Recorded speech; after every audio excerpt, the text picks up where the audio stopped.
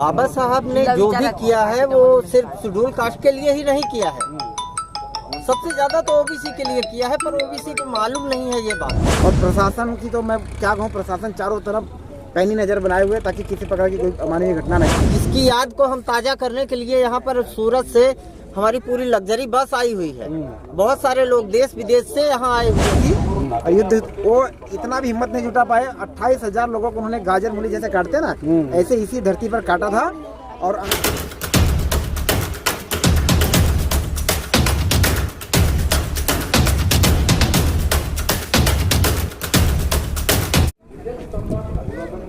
नमस्कार दोस्तों, मेरा नाम गिरिजा प्रसाद। अब देखना शुरू कर चुके हैं बदलते भारत। इस वक्त हम लोग भीमा कोरे गांव के स्थल पर पहुंच चुके हैं, लेकिन उससे पहले मैं आप लोगों को दर्शन कराऊं उससे पहले कुछ लोग हैं, थोड़ा उनसे बयान लेता हूं कि आखिर क्या वजह है यहाँ का, क्या वजह से ये लोग यहाँ पर भीमा कोरे गाँव में मौजूद हैं। आज उसी के बारे में बात करेंगे। यहाँ पे लाल बहादुर गौतम जी हैं। बदलते भारत पे स्वागत है जी। बहुत बहुत धन्यवाद सर। सर, आप लोग इस जगह पे आए हैं, खास बात क्या है? देखिए, दुनिया में युद्ध तो बहुत हुए, लेकिन एक ऐसा युद्ध इस धरती पर हुआ था। भीमा कोरेगांव नदी है और यहाँ एक कोरेगांव नाम का एक गांव है। यहाँ पर 500 महार सैनिकों के बीच में और 30,000 पेशवा मराठा जो थे, उन ब्राह्मण पेशवा, उनके बीच में युद्ध हुआ था। एक अंग्रेजी कमांडर थे जिनका नाम था स्टार्टन, उनके नेतृत्व में युद्ध हुआ था। और आपको बताते चलूं कि उस युद्ध में 160 महार सैनिक, मात्र 160 महार सैनिकों की सैनिक शहीद हुए थे।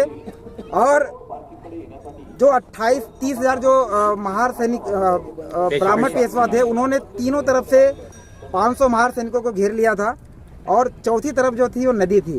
तो ऐसे समय में जो महार सैनिक थे उनके सामने सिर्फ एक ही रास्ता था, करो या मरो। और उस युद्ध में 500 महार सैनिकों के जो सेनापति थे, सिद्धनाथ और भीखनाथ, उन दोनों सैनिकों को देख करके 2000 पेशवा ब्राह्मण मैदान छोड़कर भाग गए थे। हाँ, वो इतने भयंकर, इतने बलशाली थे, उनकी तलवारें, उनकी भुजाएं इतनी बलशाली थी कि सामने वो 2000 लोग देख करके भाग गए। और 28,000 लोगों ने थोड़ी हिम्मत की और युद्ध वो इतना भी हिम्मत नहीं जुटा पाए। 28,000 लोगों को उन्होंने गाजर मूली जैसे काटते ना, ऐसे इसी धरती पर काटा था।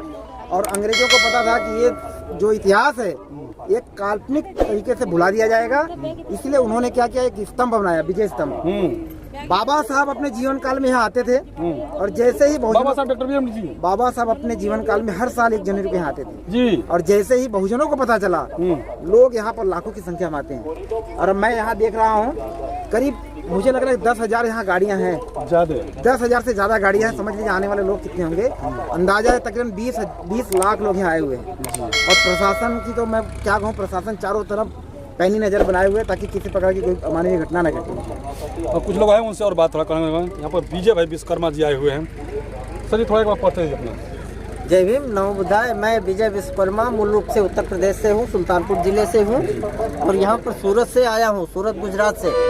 और ये महाराष्ट्र की धरती है, पुणे जिला है। यहाँ पर एक छोटा सा गांव है भीमा कोरे गांव, जिसकी एक ऐतिहासिक लड़ाई हुई थी 500 महार और 30,000 पेशवाओं के बीच में। जो ऐतिहासिक लड़ाई को इतिहास ने भुला दिया, जिसकी याद को हम ताजा करने के लिए यहाँ पर सूरत से हमारी पूरी लग्जरी बस आई हुई है। बहुत सारे लोग देश विदेश से यहाँ आए हुए हैं। तो उसी याद को, उन शहीदों को नमन करने के लिए, मान वंदना करने के लिए हम लोग सूरत से यहाँ आए हुए हैं। जय भीम। सर, एक सवाल और है कि इसमें लोग कहते हैं कि Babasaheb doctor B R Ambedkar ji schedule caste से थे और जितने योद्धा थे वो भी शेड्यूल कास्ट से थे। इसमें देखना होगा कि सब ओबीसी समाज के लोग भी आ रहे हैं। बाबा साहब ने जो भी किया है वो सिर्फ शेड्यूल कास्ट के लिए ही नहीं किया है, सबसे ज्यादा तो ओबीसी के लिए किया है, पर ओबीसी को मालूम नहीं है ये बात। और हम लोग ओबीसी हैं, हमको मालूम है कि बाबा साहब ने हमारे लिए क्या किया है। इसलिए हम एससी के साथ मिलके, हम ओबीसी होते हुए भी एससी के साथ मिले हुए हैं और एससी के साथ कंधे से कंधा मिला के चल रहे हैं। जहाँ भी बाबा साहब का जो भी प्रोग्राम होता है हम लोग वहाँ जाते हैं। जो भी बाबा साहब को समझते हैं, उनके अंदर कोई एससी एसटी या ओबीसी का कोई भेदभाव नहीं है। उनके अंदर सिर्फ एक ही विचार है, वो बुद्ध का विचार है, वो भी मानवता का, करुणा का, दया का। ये विचार बुद्ध का विचार है कि मानव मानव एक समान। हम लोग इसी सिद्धांत पे चलते हैं। जय भीम नवोदय।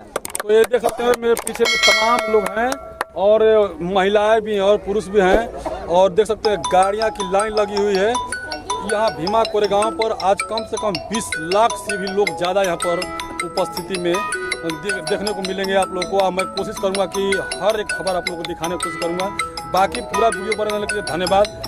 मैं रिक्वेस्ट करूँगा कि आप लोग बोलते भाते पहली बार तो चैनल सब्सक्राइब जरूर कीजिएगा, इस वीडियो को ज़्यादा से ज़्यादा शेयर कीजिएगा और यदि ऐसी खबर देखना है तो चैनल को सब्सक्राइब करना न भूलिएगा।